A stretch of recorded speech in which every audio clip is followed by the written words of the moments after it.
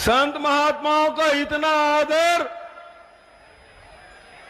कि हमारे राष्ट्रीय अध्यक्ष सोनिया गांधी जी जब शंकराचार्य से मिलने जाती हैं, शंकराचार्य जिस आसन में बैठे हैं और सोनिया जी नीचे बैठ के उनसे आशीर्वाद ले रही हैं। लेकिन वाह मोदी जी, आप तो संत महात्माओं से ऊपर उठ गए। आज तक के किसी संत महात्मा का किसी राजनेता में कंधे में हाथ नहीं रखा था। यह संत महात्माओं का अपमान है, हमारे भारतीय परंपरा का अपमान है। आज तक एक भी आदमी बता दे किसी साधु संत के कंधे में कोई व्यक्ति हाथ रखा हो। अरे साधु संतों से तो आशीर्वाद लिया जाता है। तो समझ लीजिए ये मोदी जी, आज तक के हम लोग तो इसे योगी जी समझ रहे थे, लेकिन मोदी जी इसको, योगी आदित्यनाथ को योगी नहीं समझते, ये कुछ और ही समझते, तभी कंधे में हाथ रखें। दोस्तों, आदरणीय साथियों, मैं आपसे, आपके प्रियंका जी के बीच ज्यादा देर नहीं रहना चाहता। कुछ बातें मैं कहना चाहता हूं।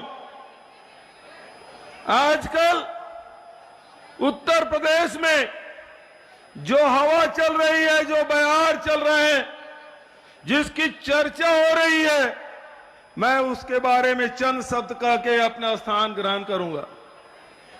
आदरणीय साथियों, एक समय था जब यूपी में जाति के आधार पर वोट पड़े थे, उनके मुख्यमंत्री बने थे।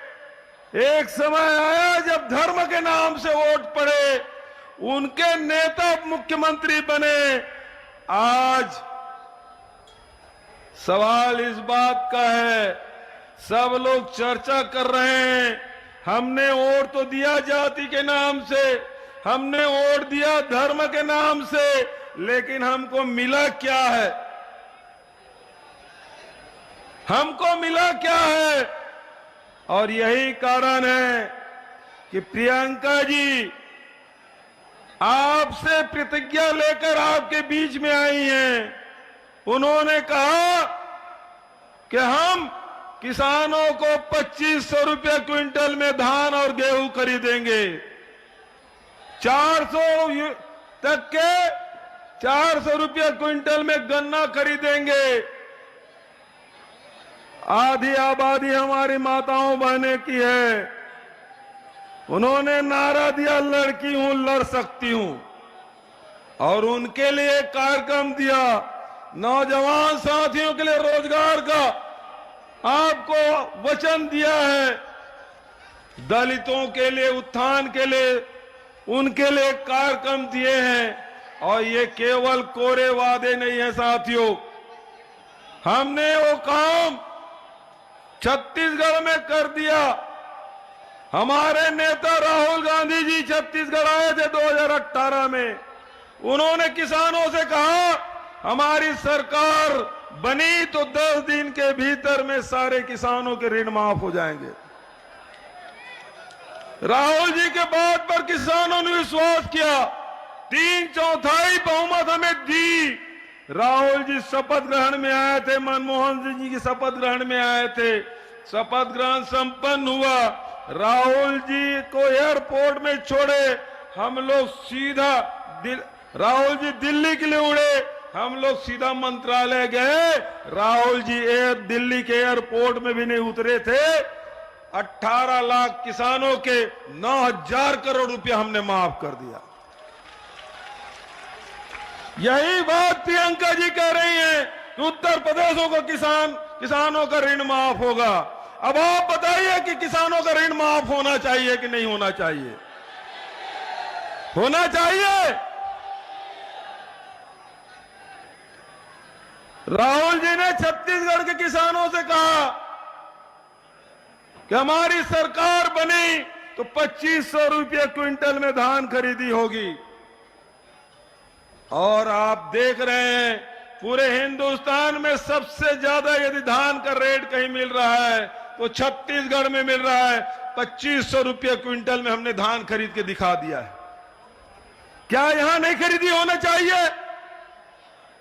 यहां गेहूं की कीमत 2500 नहीं होना चाहिए?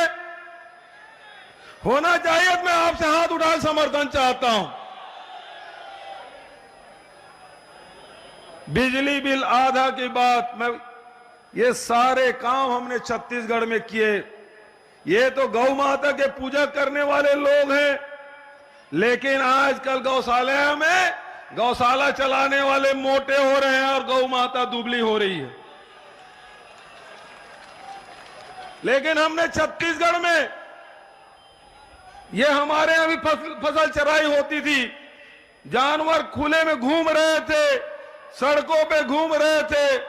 हमने निर्णय लिया गोधन न्याय योजना का, और उस योजना में क्या, पूरे हिंदुस्तान में कोई सरकार गोबर नहीं खरीदती साहब। हमारे छत्तीसगढ़ में 2 रुपया किलो हम गोबर खरीद रहे हैं।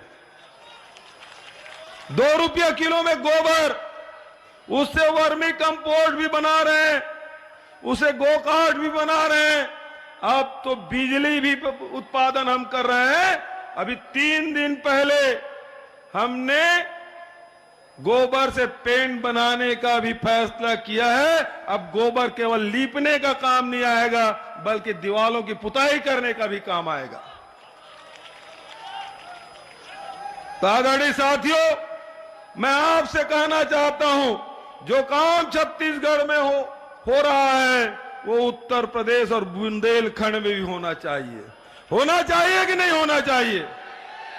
तो मेरे साथ एक बार जोरदार आप नारा लगाएं, और उसके बाद प्रियंका गांधी जी आएंगे, आपसे चर्चा करेंगे। प्रियंका गांधी, कांग्रेस पार्टी।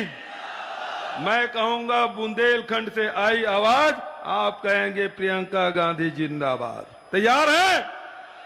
बुंदेलखंड से आई आवाज, बुंदेलखंड से आई आवाज। एक बार जोरदार, सामने से लेकर आखिरी तक सब लोग मुट्ठी तान के नारा लगाएंगे, बुंदेलखंड से आई आवाज। धन्यवाद। जय हिंद, जय बुंदेलखंड। तो मुख्यमंत्री भूपेश बघेल को आपने सुना।